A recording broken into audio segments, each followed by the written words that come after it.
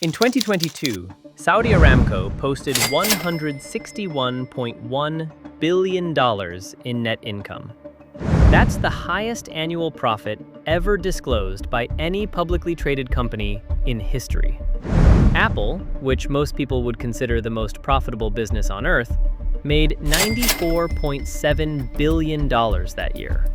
ExxonMobil, the Western world's largest oil company, made $55.7 billion. The gap between Aramco and everyone else isn't explainable by oil prices alone. ExxonMobil operates in the same commodity market, sells the same product, and benefited from the same 2022 price surge. Aramco made nearly 3 times as much money. The reason is geology. And understanding the geology is understanding why Saudi Aramco is structurally unlike any other energy company that has ever existed, and why the Saudi government's bet on Aramco as the engine of a post-oil economy is either the most rational plan in the region or the most dangerous one.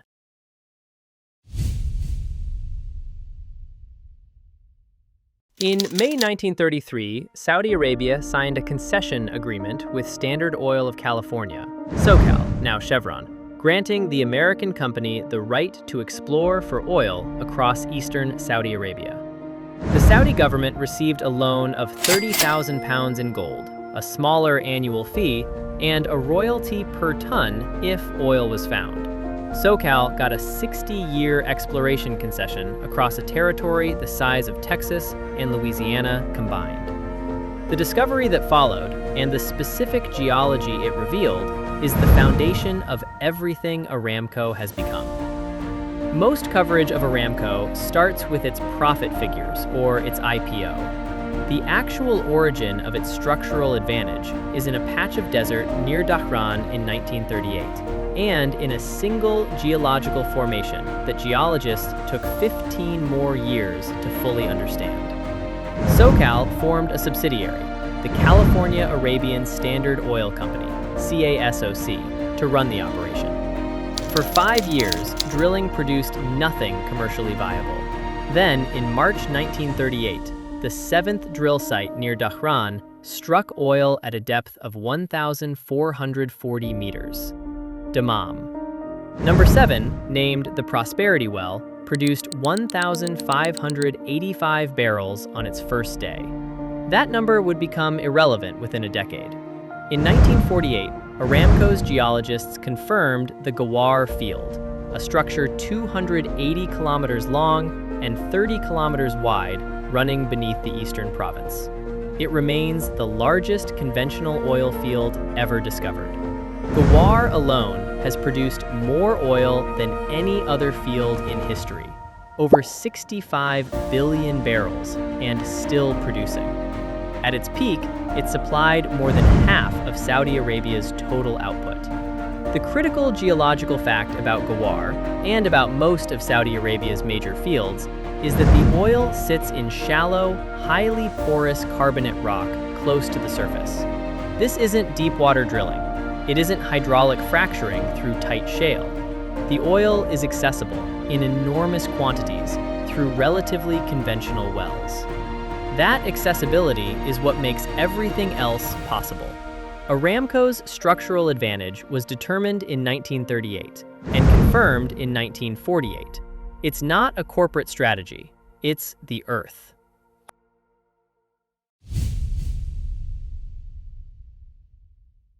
By the early 1970s, Aramco was producing close to 8 million barrels of oil per day, and was arguably the most strategically important corporation on Earth.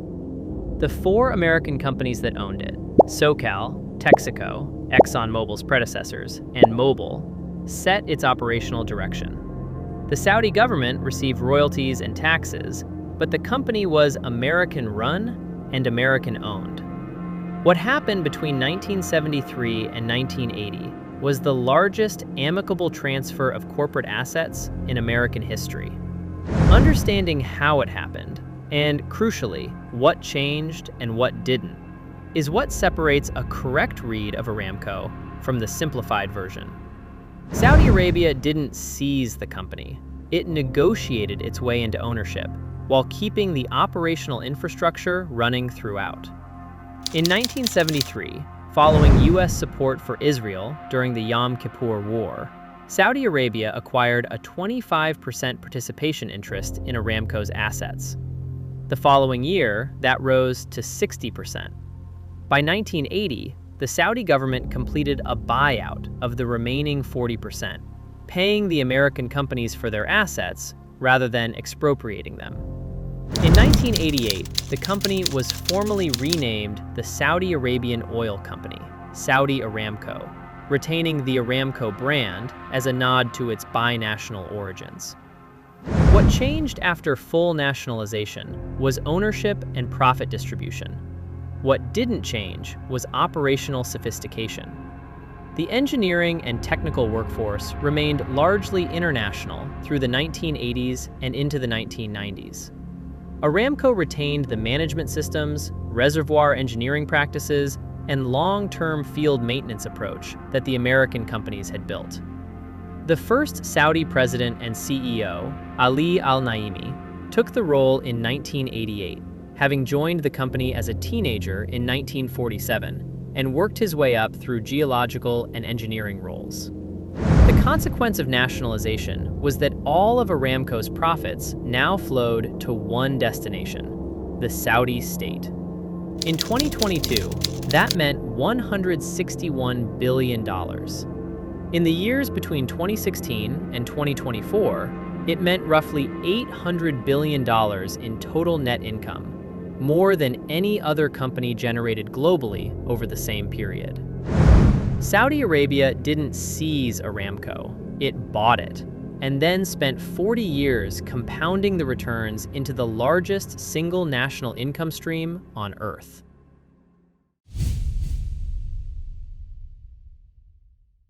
Aramco spends approximately $3.75 to produce each barrel of oil. ExxonMobil spends roughly $25 to $30. Shell is in a similar range. The difference isn't management efficiency or corporate strategy. It's the physical properties of the rock the oil is sitting in. This is the chapter where the profit figures start making sense. If you understand the cost structure, you understand why Aramco made nearly 3 times what ExxonMobil made in 2022, despite selling into the same global oil market. And you understand why that advantage is essentially impossible for any Western oil company to replicate, no matter how well managed they are.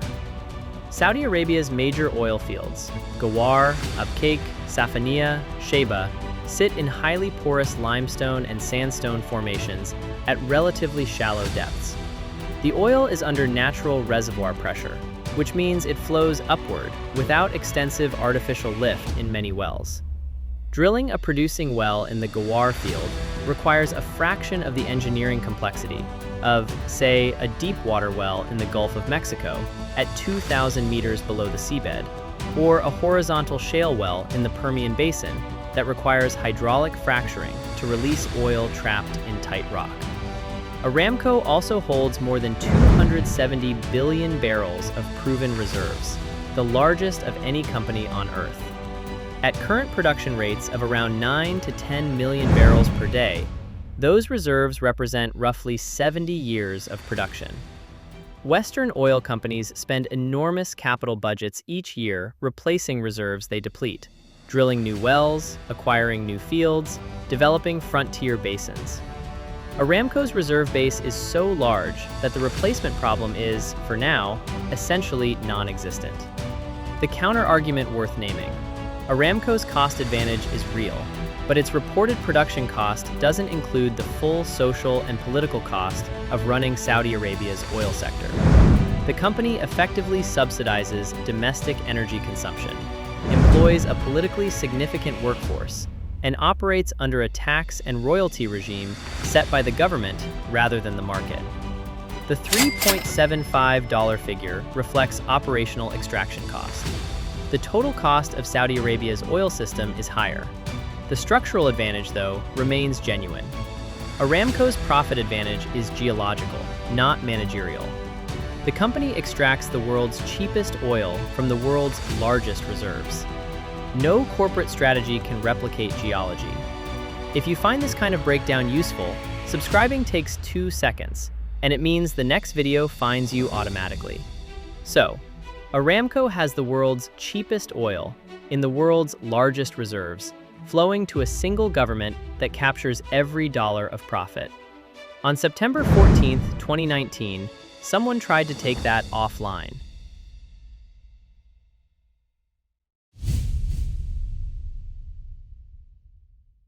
The Abqaiq oil processing facility handles roughly 7% of the world's daily oil supply. It sits in Saudi Arabia's eastern province, roughly 60 kilometers southwest of Dhafran. On the morning of September 14, 2019, it was hit by a combination of cruise missiles and drones. The attack cut 5.7 million barrels per day of Saudi crude output, more than 5% of the entire world's daily supply, in a single morning. The attack matters for this story for 2 reasons that go beyond the immediate news cycle. It demonstrated, publicly and precisely, exactly how concentrated Saudi Arabia's oil infrastructure is, and exactly how vulnerable that concentration makes the global oil market. And it demonstrated something that the attackers almost certainly didn't intend to demonstrate. Aramco's operational resilience is extraordinary. The scale of the attack was unprecedented in the history of oil infrastructure sabotage. The 1990 Gulf War had disrupted Kuwaiti and Iraqi production. The 1973 embargo had been a political act, not a physical one. Abqaiq 2019 was a precision strike on the single most important piece of oil infrastructure on Earth, executed with drones and cruise missiles, and it worked technically. What happened next was the part nobody fully anticipated. Saudi Aramco restored full production capacity within 11 days. Aramco mobilized engineering teams, brought in equipment from across the country, and de-mothballed reserve capacity that had been kept in standby precisely for scenarios like this. By late September 2019, Aramco's output was back to pre-attack levels. The oil price had retreated. The 2 lessons of Abqaiq are in tension with each other. Lesson 1. Saudi Arabia's oil concentration creates a systemic global vulnerability. If Aramco's major facilities were to be taken offline for weeks or months rather than days, there is no ready substitute for that volume anywhere on Earth. Lesson 2. Aramco's operational resilience is genuine. The company runs its infrastructure with a level of redundancy and engineering depth that allowed it to absorb one of the largest infrastructure attacks in modern history and recover in under 2 weeks. The Abqaiq attack proved 2 things simultaneously. Aramco is the most vulnerable choke point in the global energy system, and it may also be the most operationally resilient energy company on Earth.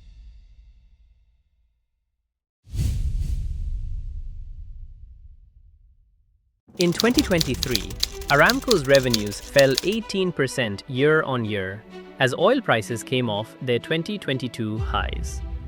The kind of result that would normally trigger a dividend cut at any Western company. Aramco subsequently transferred nearly $98 billion in dividends, 30% more than in 2022, to the Saudi government. That decision makes no sense as a conventional corporate finance move.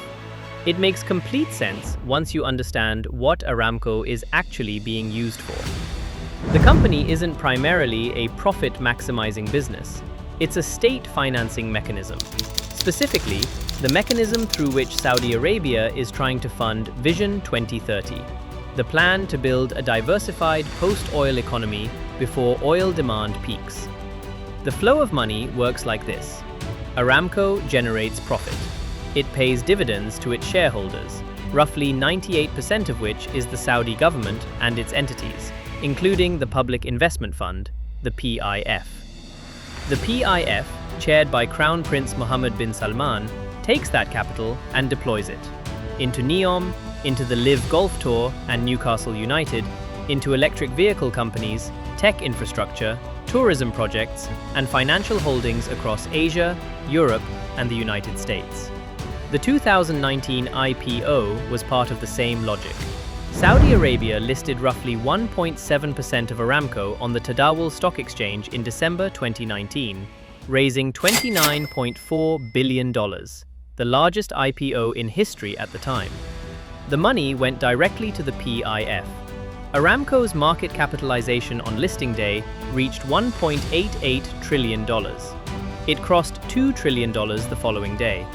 The structural bet embedded in all of this is uncomfortable to articulate clearly, but it's the right question to sit with. Saudi Arabia is using the profits of the world's largest oil company to build the industries that will eventually replace oil. Aramco's dividends fund the renewable energy projects, the tourism infrastructure, and the tech investments that Vision 2030 requires. The company that produces the commodity is financing the transition away from it. Whether this works depends on timing. The IEA projects oil demand peaking sometime this decade in its central scenario. Saudi Arabia's own estimates see demand remaining robust through 2040 and beyond. If oil demand peaks sooner than Riyadh expects, Aramco's dividend capacity shrinks before Vision 2030 has built enough non-oil GDP to compensate. If it peaks later, Saudi Arabia has more runway. The margin for error, either way, is smaller than the confidence in the public statements suggests. Saudi Aramco is the most profitable company in history, being used to fund the replacement of the industry that made it profitable. The bet is real. So is the timeline pressure.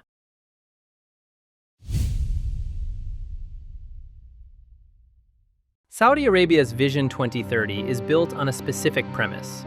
Use Aramco's profits now to build the industries that won't need Aramco later.